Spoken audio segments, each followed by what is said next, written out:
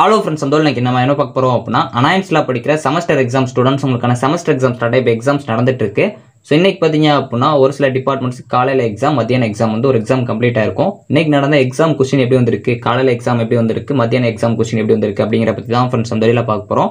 நீங்கள் இன்னைக்கு எக்ஸாம் எழுதிங்க அப்படின்னா உங்களுக்கு கொஸ்டின் எப்படி வந்துருந்துச்சு, நீங்கள் எப்படி பண்ணியிருக்கீங்க அப்படிங்கிற மறக்காம கமெண்ட் பண்ணுங்க. ஸோ அங்கே டேக்கில் போகலாம். ஓகே ஃப்ரெண்ட்ஸ், ஃபர்ஸ்ட் எடுத்து பார்த்தீங்க அப்படின்னா அனாயன்ஸில் படிக்கிற செமஸ்டர் எக்ஸாம் ஸ்டூடெண்ட்ஸ் உங்களுக்கான செமஸ்டர் எக்ஸாம் ஸ்டார்ட் இப்போ வந்து எக்ஸாம்ஸ் நடந்துட்டு இருக்கு.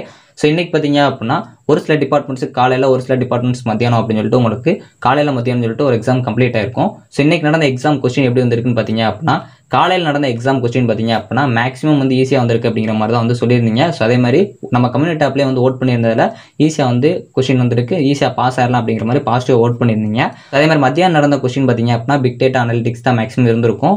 ஸோ அந்த எக்ஸாம் பார்த்தீங்க அப்படின்னா கொஸ்டின் வந்து மேக்ஸிமம் ஈஸியாக தான் இருந்துச்சு. ஸோ ஆனால் நம்ம கம்யூனிட்டி ஆப்பில் பார்த்தீங்க அப்படின்னா கஷ்டமாக கேட்டிருக்காங்க, கொஞ்சம் மீடியமாக வந்திருக்கு அப்படிங்கிற மாதிரி வந்து ஓட் பண்ணியிருக்கீங்க. ஸோ ஆனால் மெஜாரிட்டியை பார்த்தீங்க அப்படின்னா கொஸ்டின் வந்து எக்ஸ்பெக்ட் பண்ண கொஸ்டின்ஸ் தான் உங்களுக்கு வந்துருந்துச்சு. ஸோ ஓவராலாக பார்த்தீங்க அப்படின்னா இன்னைக்கு காலையில் மத்தியானம் 2 கொஸ்டினுமே வந்து முடிஞ்சளவு ஈஸியாக தான் வந்துருந்துச்சு.